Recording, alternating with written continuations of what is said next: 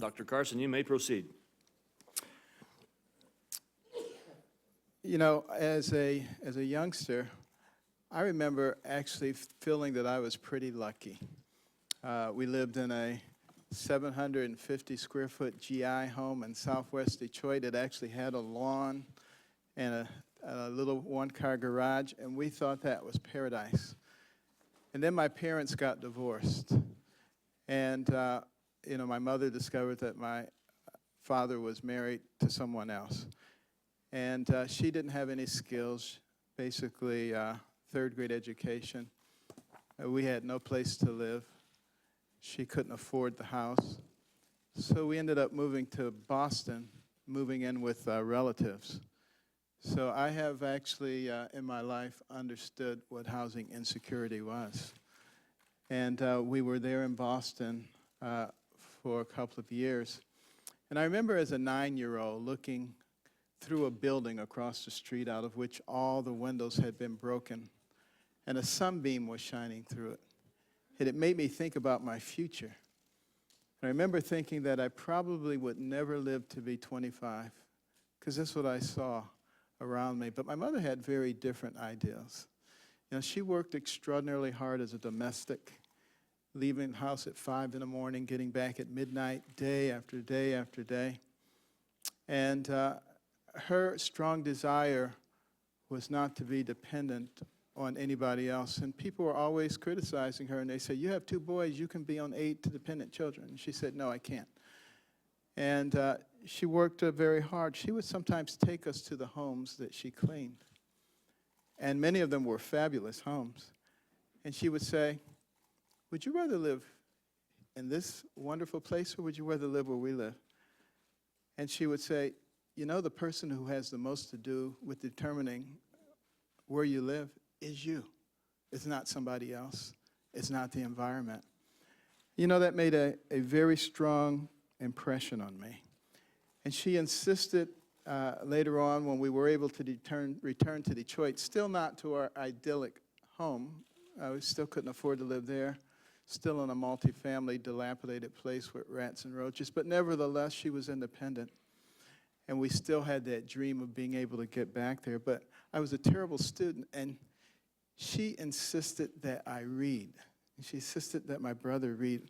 We weren't very enthusiastic about that, but back in those days, you had to do what your parents told you. And as I started reading, I began to discover a whole new world. We were desperately poor, but between the covers of those books, I could go anywhere, I could be anybody, I could do anything. And within the space of a year and a half, I went from the bottom of the class to the top of the class, much to the consternation of all those students who used to call me dummy. They were now coming to me saying, Benny, how do you work this problem?" And I'd say, "Sit at my feet, youngster, while I instruct you." I was perhaps a little obnoxious, but it sure felt good to say that to those turkeys. But, you know, I had a very different impression of who I was at that point. And, you know, it's one of the reasons that Candy and I started the Carson Scholars Fund, a component of which are reading rooms. And we put in reading rooms all over the country. We have 165 of them now, primarily in Title I schools where kids come from homes with no books. They go to a school with no library or poorly funded library. They're not likely to become readers. As you know, 70 to 80% of high school dropouts are functionally illiterate. And if we can truncate that downstream, you can change the trajectory of their lives. And that's really what it's about, changing lives and providing opportunities for people. It makes all the difference in the world. You know, we had a program at Hopkins, and I would have 700 to 800 students at a time come in on a regular basis. If you came to Johns Hopkins, some of you probably have, and you saw all the school buses around. That was bringing in the kids and trying to encourage them in terms of what they could do. And I got involved in a lot of the programs in Baltimore with the East Baltimore Community Development, Inc., and with the community school, and with all the schools and the mayors. And, you know, that was a very important part of my life, even though I was an extraordinarily busy surgeon. And I do believe that government can play a very important role.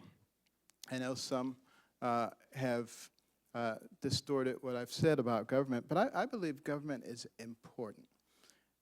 And it is there, I believe, to promote life, liberty, and the pursuit of happiness.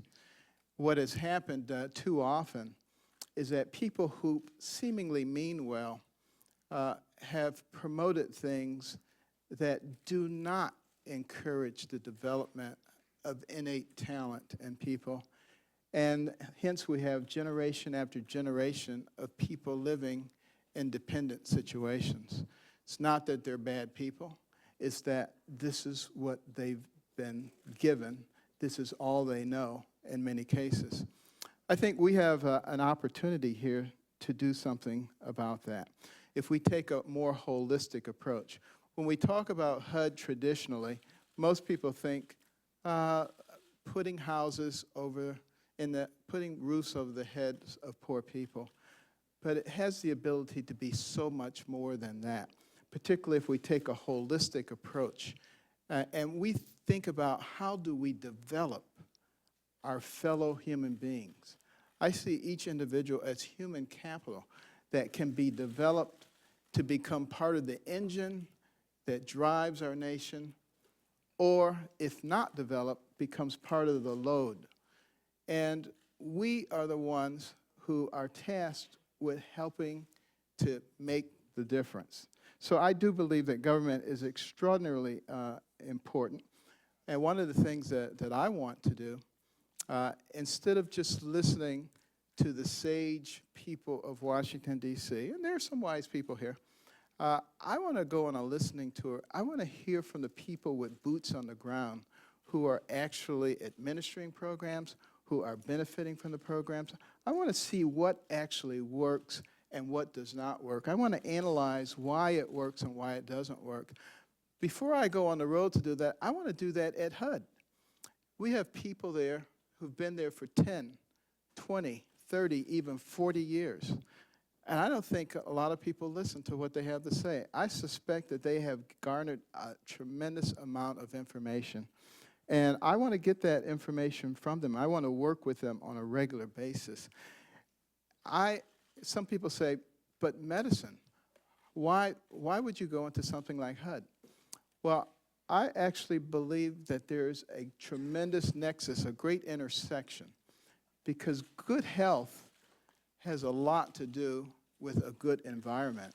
And after working so hard on so many people and then putting them back into an environment with lead and with all kinds of inducements for asthma and other chronic diseases, that's not very, very helpful. And I'm looking forward to, the Safe and Healthy Homes program at HUD and enhancing that program very significantly. And why is all of this so important? Well, there was a Brookings study, a very important study, which showed that if people did 3 things, their likelihood of living in poverty would be 2% or less. And that's really what we want to do, keep people from living in poverty. Those 3 things were graduate from high school, get a job, and wait until you're married to have children. Think about that. And, what that means is that there are points of intervention, things that we can do to make a difference in people's lives. Also, think about this fact. In terms of our human capital that's being wasted, we have 5% of the world's population and 25% of the prison inmates. That means there's something wrong. We have high recidivism rates. We have people who go into prison with little education and little in the way of skills, and they come out with little education and little in the way of skills. So what are they going to do? They go back to doing what they were doing before, hence we have these high recidivism rates. We need to think about how do we give them education? How do we give them skills? How do we cultivate the innate talent that is in those individuals so that they become part of the engine once again? And recognize we only have 330 million people. Now, it sounds like a lot of people, but that's a quarter of the people they have in India or China. We're going to have to compete with those nations into the future, which means we have to develop all of our talent. Now you say, well, that all sounds great and wonderful, but you were a pediatric neurosurgeon. How could you have anything wonderful to say about any of these things? Well, you know, I have to chuckle when I hear people say things like that, because there's an assumption that you can only do one thing, and that we have these very limited brains and they're incapable of learning anything else. I find that kind of humorous, particularly knowing what the human brain is capable of. Billions of neurons, hundreds of billions of interconnections can process more than 2 million bits of information in 1 second. Any brain can do that. You can't overload it. You hear some people say you overload your brain. You can't do it. If you learned one new fact every second, it would take you more than 3 million years to challenge the capacity of your brain. So we do have the ability to learn. More importantly, we have the ability to work together. And that is absolutely critical. We in America, Democrats, Republicans, Independents, we are not each other's enemies. We must come to that understanding. There are real people out there who really want to destroy us, but we don't need to be doing that ourselves. We need to be combining our collective intellect. And one of the things that I learned in my private life as a board member at Kellogg for 18 years and Costco for 16 years is how to select a good CEO. And I'll tell you, a good CEO doesn't necessarily know everything about the business. He's not a marketing specialist. He may not be a financial specialist. There are many things that he doesn't know, but he knows how to pick those people and how to use them. And that is one of the marks of good leadership. So in closing, you know, I've been very fortunate to be able to move from the bottom rung of the socioeconomic level to the top rung, and to understand how people feel in all those different levels.